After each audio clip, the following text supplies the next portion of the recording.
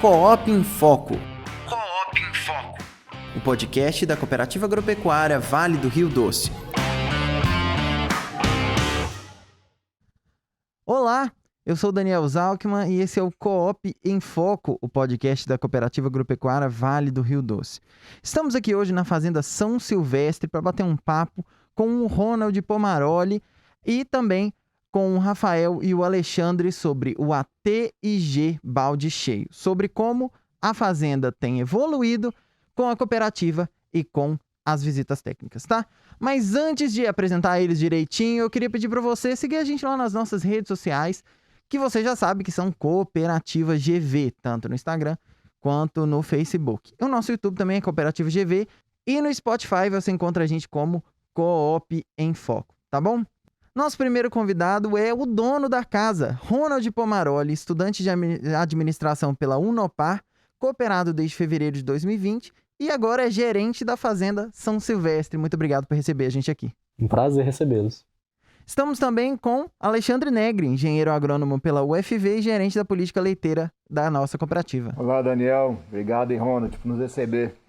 Estamos também com Rafael Fontes, é médico veterinário pela Univiçosa, fez pós em produção e reprodução de bovinos e é técnico de campo do ATG Balde Cheio. Olá, Daniel. Olá, Ronald. Olá, Alexandre. Nós vamos bater um papo agora sobre o ATG. Muito obrigado pela oportunidade. Quem está aí de novo com a gente convidou para falar sobre esse assunto, porque da outra vez nós falamos sobre o ATG e a parceria com a cooperativa. E agora nós viemos conversar com um cooperado que participa dessas assistências para falar um pouco para a gente qual foi a evolução na fazenda, contar um pouco também da história, não é isso mesmo, Alexandre? A história é bacana, são 3 gerações de cooperados, né? E isso para a gente nos enche de orgulho. E é importante a gente compartilhar com todos os cooperados, né? Todo o nosso quadro social, uma história tão bonita e de trabalho, de luta, que a gente precisa valorizar. Ronald, primeiro de tudo, desde quando vocês moram aqui nessa fazenda? Nós moramos aqui desde setembro de 2015, quase 6 anos já. E você mora esse tempo todo aqui? Não, a gente mudou para cá em setembro de 2015 e eu fiquei 3 anos até que eu decidi ir para o seminário. Fiquei aproximadamente quase 1 ano no seminário diocesano em Valadares mesmo. E mudei para cá em setembro de 2019. E agora tem quase 2 anos que eu estou aqui de volta. Você estava contando um pouco para a gente antes sobre a história da fazenda. Essa terra aqui era do seu avô, não é isso mesmo? Sim. Em 1992 ele comprou a propriedade do antigo produtor daqui e deu para minha mãe, porque assim que todos os filhos dele casavam, ele dava uma propriedade para eles, né? Para cada um começar a sua vida e se desenvolvesse como pessoa e também com seu patrimônio. Então tem aproximadamente quase 30 anos que minha mãe é dona da propriedade. E aí vocês não moravam aqui antes, moravam na cidade, não é isso? Moravam em Valadares? Minha mãe e meu pai assim que casaram, se mudaram para o distrito, né? Moravam na região distrital. Em 2001 eles mudaram para a cidade devido ao meu pai fazer parte também do setor da logística da cooperativa, né? Ele tinha caminhão, puxava leite e precisou ficar lá, né, para poder manter a atividade dele. Só que em 2015 ele vendeu o caminhão, não estava dando muito mais certo a questão do caminhão, da logística. Aí nós decidimos mudar, reformamos a casa, mexemos com alguma coisa da propriedade para poder virmos para cá, né, voltarmos para a propriedade. Que desde então a gente mora aqui hoje, né? Entendi. E Rafael, quando foi que o ATG entrou aqui na Fazenda São Silvestre? Então, o ATG entrou aqui na Fazenda São Silvestre em novembro de 2019, particularmente eu em janeiro de 2020, tá? As primeiras visitas foram feitas o diagnóstico junto com os produtores da propriedade, analisando o que era o sonho deles, o que seriam os objetivos, para a partir daí traçarmos um planejamento para a Fazenda São Silvestre. Uhum. A fazenda ela tem 57 hectares, tá?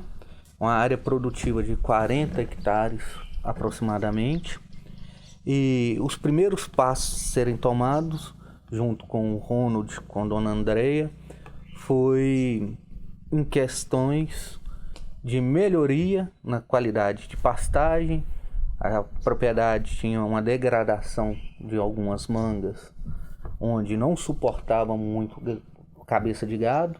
Então a gente fez um trabalho em cima disso, um trabalho numa capineira, uma melhoria num capim para tratar na seca.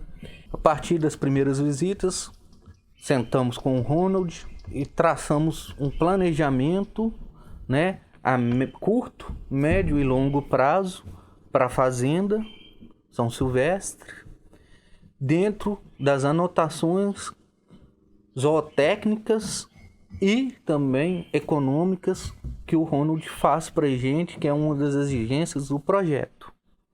Sim, você estava conversando com a gente antes de a gente bater um papo para entender como é que funcionava aqui a rotina da propriedade, e você estava me contando que você anotou desde que eles entraram, desde que o ATIG Balde Cheio entrou aqui na fazenda até, foi o prazo de 1 ano, não foi isso? Sim, eu fiz um comparativo do ano de 2019, onde eu cheguei, né, e nós não tínhamos a assistência gerencial do ATIG com o Rafael, e fiz as anotações do ano de 2020 agora, com 1 ano de projeto.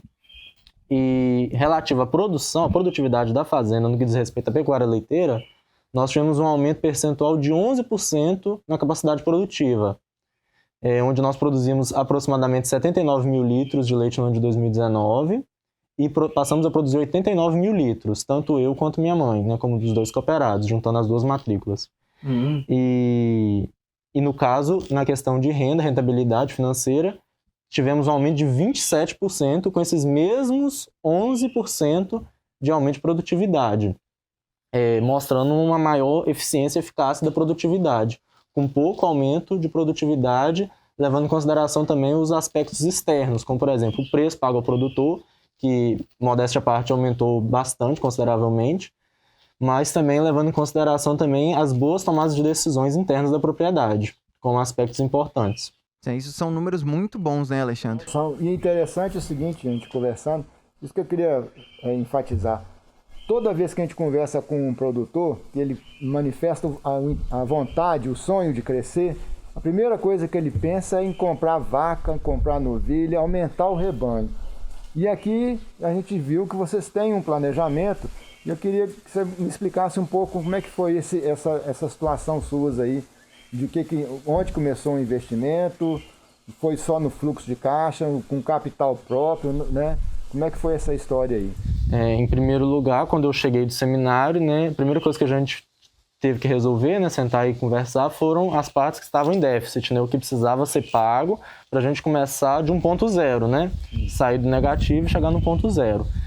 Então, depois de tomar essas decisões, quitados todos os financiamentos, empréstimos, tudo que havia de pendente antes de começarmos a investir, nós pegamos, sentamos e traçamos metas em conjuntos como família, né, como propriedade familiar, e traçamos metas para, por exemplo, antes de termos gado de genética de qualidade, vamos pensar como iremos tratá-los, fazendo um melhoramento da pastagem, das capineiras, dos canaviais, se iríamos plantar milho ou não, quais culturas que nós iríamos plantar.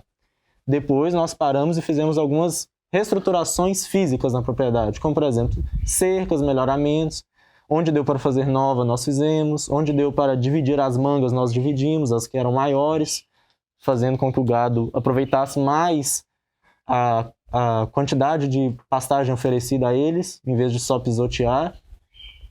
Fizemos reformas nas estruturas do curral, fizemos mais caixas d'água pela propriedade para poder o gado ter uma melhor... Tudo isso com o fluxo de caixa seu, sim, da propriedade, da renda do leite e da renda do gado aqui, vendendo um bezerro. 90% dos investimentos da propriedade foram feitos com capital próprio. Uau! 10% apenas no ano de 2020 que foi se utilizar de capital de terceiros devido à relação de custo-benefício e a necessidade da relação mais sazonal da época mesmo. Para então, poder fazer só de organizar essa parte contábil, você tem noção do que você tem de fluxo de caixa, o que está sobrando ali, direcionar essa sobra para a produção de alimento e para a organização da propriedade, você conseguiu um aumento de 27% da renda, né? E 11%, quer dizer, 11% na produção, né? A gente pensa assim, nossa, quando quero crescer 50%, mas tem que ser um degrau de cada vez, né? Se ele crescer 11% por ano, em 4 anos ele vai quase com um crescimento de 50%, porque é 10% em cima daquela base que já teve um aumento de composto. 10%. É composto. Então, a projeção de crescimento dele aqui vai ser muito boa por causa disso, ele já tem uma base boa, né? E a gente estava falando antes das novilhas, que ele já está chegando, né, Rafael? Eu queria que você falasse um pouco disso.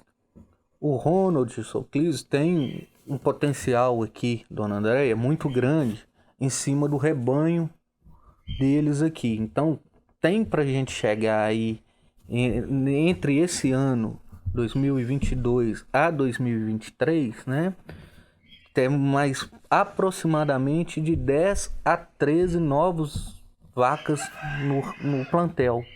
Que com isso, pela genética desse gado, vai potencializar ainda um aumento na produção de leite deles muito boa, sabe, Alexandre?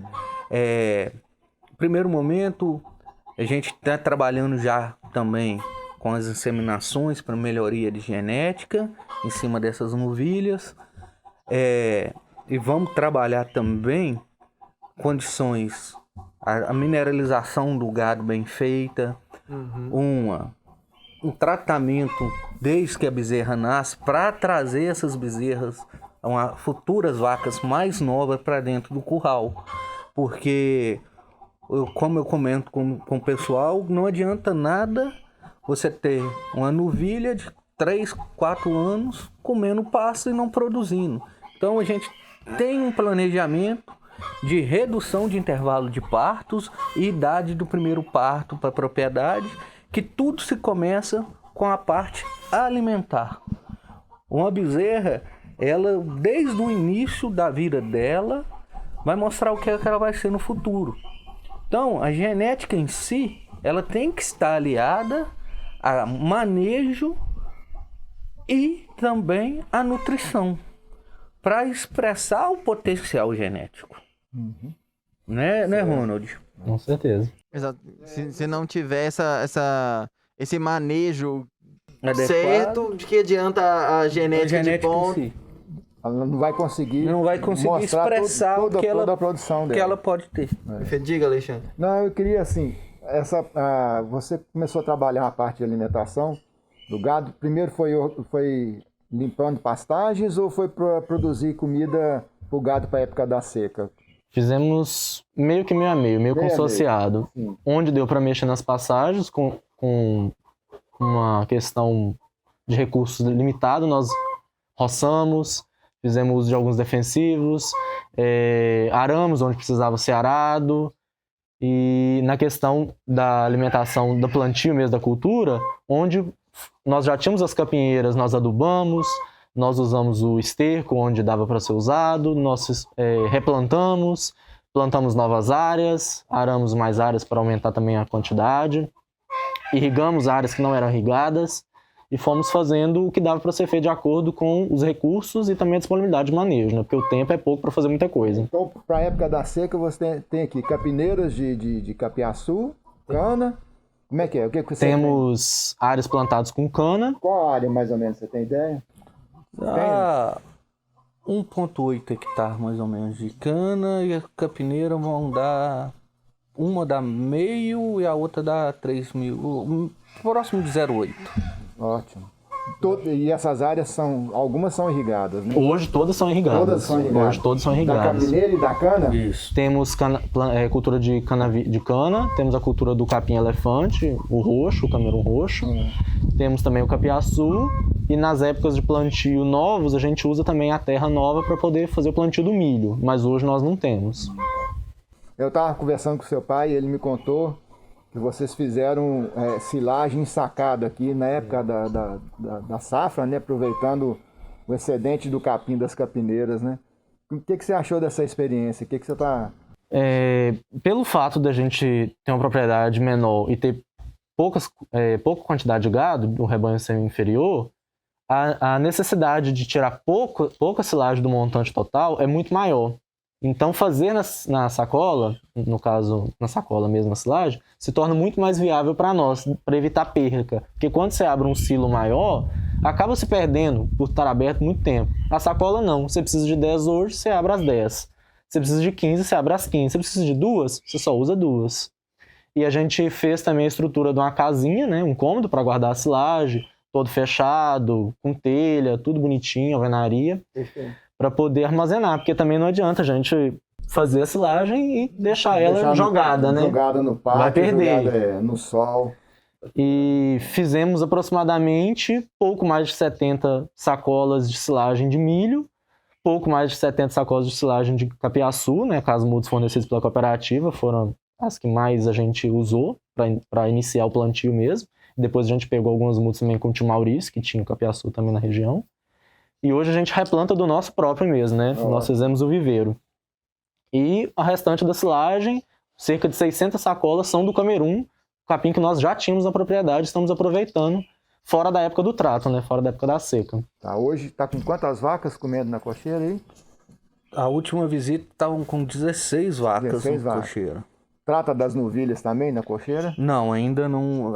Só as vacas. Só as vacas que nós estamos tratando por enquanto. Não, ainda estava no planejamento para daqui a um tempo a gente tratar dessas novilhas na cocheira, mas no momento ainda não está, pela mão de obra, pela quantidade de comida que nós temos na fazenda, não está dando para tratar das novilhas, suplementá-las ainda A prioridade é as vacas mesmo, né? Elas que produzem o leite e que dá o fluxo de caixa positivo aí, né? Então, a gente estava falando aqui, né, sobre o manejo com as vacas, mas, Ronald, qual é a média de produção por dia aqui da fazenda? Hoje nós estamos com uma média de aproximadamente 250, né, levando em consideração o ano todo o período produtivo. E nós esperamos, de acordo com os planejamentos, que dentro de 2 a médio prazo, 2, 3 anos, a gente consiga chegar na média até de 500 litros para cima, né? Se tudo ocorrer bem, a gente consegue aumentar essa média. Isso é uma expectativa mais baixa para a gente também realizar metas que são fáceis de ser cumpridas, né? Para a gente animar mais. Zé, como a gente estava falando, se não for nos pequenos passos, a gente não chega a lugar nenhum. E mais ou menos o que a gente precisa fazer aqui na fazenda, Rafael, para poder chegar nesses 2 anos, esse prazo de 2 anos, nessa faixa dos 500? Então, Daniel, nós estamos com um trabalho em cima da parte reprodutiva agora, na parte das novilhas. Colocamos como meta, nessa próxima estação chuvosa do ano, emprenhar as novilhas que têm idade reprodutiva boa, estão ciclando bem, até fevereiro de 2022. O objetivo é estar emprenhando de 10 a 12 novilhas nesse período do ano. Então, com isso, o futuro da propriedade, com a entrada dessas novilhas, com as vacas que tem, é esse aumento perspectivo. Já vem sendo trabalhado também as bezerras que estão nascendo de inseminação, que vão ser recriadas aqui pela produtor, para no futuro também, próximo, dentro de 1, 2 anos, estar emprenhando. Perfeito. E vendo esses resultados todos que o projeto tem ajudado vocês a alcançar, você indicaria o ATG Balde Cheio para outros produtores também? Com certeza. Aqueles produtores que tiverem a oportunidade, que forem convidados, quiserem conhecer o projeto, tiverem a oportunidade de estar integrando o projeto, seria muito bom que vocês se dispusessem a esse desafio de poder estar agregando valor ao projeto, à cooperativa, porque, além de tudo, o produtor é o maior beneficiado, devido à assistência técnica, gerencial, disponibilizado pelo Senar, na pessoa do técnico, que virá a sua propriedade para poder te ajudar, conhecer suas metas, conhecer toda a sua história e traçar uma nova história dali para frente. Porque agrega valor no sentido de que você passa a conhecer sua propriedade, seus dados produtivos, seu patrimônio e a possibilidade de gerar um novo patrimônio dali para frente. Tem a questão social também, que você estará fazendo um bom uso das disponibilidades técnicas que a cooperativa também, em parceria com o Senar, está disponibilizando ao cooperado, que é de grande valia. É uma assistência gratuita que a cooperativa oferece ao produtor. que agrega muito valor a ele. Caso você também tenha a sua disponibilidade. O técnico é igual o Rafael sempre conversa conosco aqui em casa. Ele é um técnico, ele não é o dono da propriedade. Ele faz as recomendações dele. Cabe ao produtor também analisar se elas estão na sua alçada de produção e fazer as devidas tomadas de decisões. Ele é um conselheiro para o produtor, que vem desempenhando um bom papel. Que maravilha. Muito obrigado, Ronald, por receber a gente aqui. Alexandre, um último recado? Sim, dá os parabéns à família, Pomaroli, Ronald, Andréia, Clísio, que nos receberam muito bem aqui, a gente fica muito grato com isso, desejando sucesso, que a gente tem certeza que ele virá, e que a persistência no projeto seja um exemplo para toda a região. E, mais uma vez, assim, a família, né, do seu Juca, a Andréia, você, que são os cooperados, essas 3 gerações dentro da cooperativa, nos enche muito de orgulho, e é isso que a gente quer para a nossa região, que as pessoas, os produtores, entendam a importância da cooperativa para esse lado social aí, tá bom? E a gente queria deixar um grande abraço aí para o seu Juca, que você leve essa mensagem para ele. Estará entregue, nós agradecemos a visita de vocês, são muito bem-vindos e muito bem acolhidos aqui na propriedade. Agradeço meu nome e o nome dos meus pais também, André e Clísio. Muito obrigado. Obrigado, Alexandre, por ajudar a gente a contar essa história. Obrigado, Rafael. Obrigado. Eu quero agradecer a oportunidade também, mostrando que quando a gente faz um trabalho e é confiável, o produtor confia no que a gente está falando, está mostrando, no futuro é colhido frutos, né, desse trabalho. Agradecer ao Ronald, também mostrar a importância de uma transição familiar, de geração por geração, né? Que isso é importante, igual o Alexandre falou, veio de um avô para a mãe, agora está na mão do Ronald, ele tomando conhecimento, gosto pela terra, isso mostrar essa transição familiar é muito importante também, é o futuro da região, estando na mão desses novos jovens que estão vindo com interesse, com gás, para mudar a situação de vida. Então, parabenizá-lo também, Ronald, pelo sucesso que tem sido, pela dedicação que você tem ao projeto, tá? E muito obrigado também à cooperativa por confiar no trabalho. Também agradecer o pessoal do Senar, o apoio. E no mais, é isso. É isso. Então, se você quiser saber mais, o número da Política Leiteira tá aparecendo tanto aqui na tela, no YouTube, quanto tá também na descrição desse episódio, no YouTube e no Spotify. Sempre vai estar lá, a gente coloca lá sempre. E do Armazém da Cooperativa, se você precisar de algum insumo, algum produto para sua fazenda, o Armazém da Cooperativa tem também. Chama a gente lá no Armazap, o telefone e o endereço. Estão tudo aqui na descrição. Muito obrigado, pessoal. Muito obrigado, família Pomaroli, que recebeu a gente aqui. Eu sou o Daniel Zalkman e esse foi o Coop em Foco. Até terça-feira que vem. Coop em Foco. Coop em Foco. O podcast da Cooperativa Agropecuária Vale do Rio Doce.